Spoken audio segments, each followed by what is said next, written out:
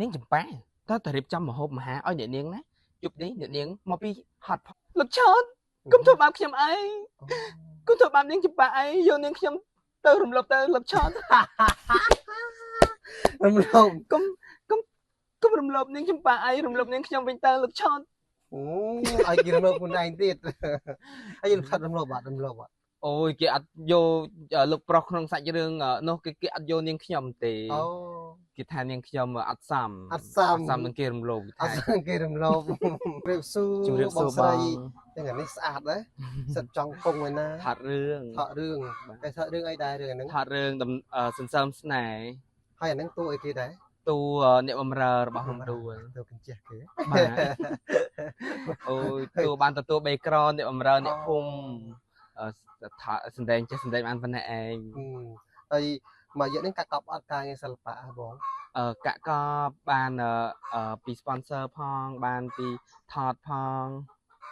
បានរកចំណូលបានឲ្យខ្លួនឯង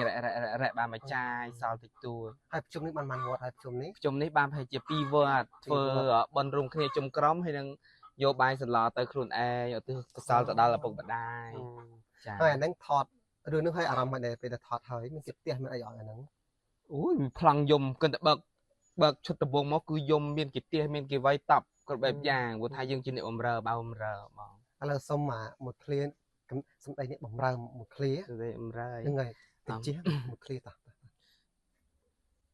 នាងចំប៉ាតើរៀបចំម្ហូបអាហារឲ្យអ្នកនាងណាជប់នេះអ្នកនាងមកពីហត់ផងឥឡូវមានពាក្យអីដែលខ្លាចយីនេះលោកឆោតកុំធ្វើបាបខ្ញុំអីកុំធ្វើបាបនាងចំប៉ាអីយកនាងខ្ញុំទៅរំលោភទៅលោកឆោតរំលោភកុំរំលោភនាងចំប៉ាអីរំលោភនាងខ្ញុំវិញទៅលោកឆោតឲ្យគេរំលោភខ្លួនឯងទៀត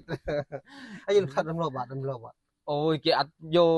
លោកប្រុសក្នុងសាច់រឿងនោះគេអត់យកនាងខ្ញុំទេគេថានាងខ្ញុំអត់សមនឹងគេរំលោភអត់សមគេរំលោភហើយហ្នឹងមាន background មានផ្លែឈើអីវាអីខ្លះថតហ្នឹងភាគថតភាជា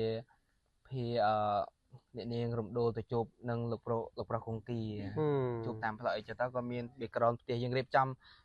បែបថ្មីស្អាតមានផ្លែឈើខ្មែរយើងអីចុះឯងសង្ឃឹមនេះរឿងនេះសង្ឃឹមបានពីថាផ្ទុះការកំថត់ថែមទៀតសង្ឃឹម 100%ផ្ទុះព្រោះថាបងផាឆែបអ្នកដឹកនាំទៅរឿងមានគេគ្រប់ត្រូលច្រើនសន្ទុះគ្រប់ត្រូលច្រើនរហូតក៏អរគុណពុកម៉ែបងប្អូនដែលបានជួយស៊ីគ្រប់ត្រូលដល់ក្រុមប្រចាំរាជថ្មីអរគុណអរគុណច្រើនបាយចឹងហ្មង